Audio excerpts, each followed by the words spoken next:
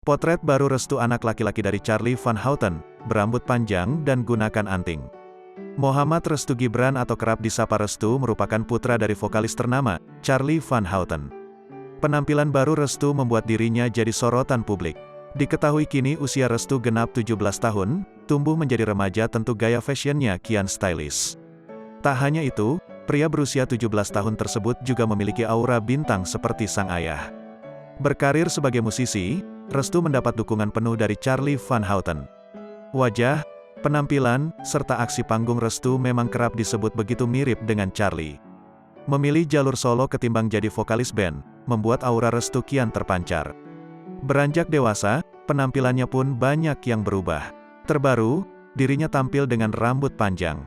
Selain itu, dirinya juga memakai aksesoris anting untuk menambah kesan stylish pada penampilannya. Dalam unggahan, Restu membagikan foto selfie dengan gayanya sekarang. Pada caption, anak dari Charly tersebut menyinggung soal THR Lebaran. Ngomong, udah pada dapet THR belum? Tulis Restu dilansir dari Instagram, Kamis, tanggal 5 Mei tahun 2022.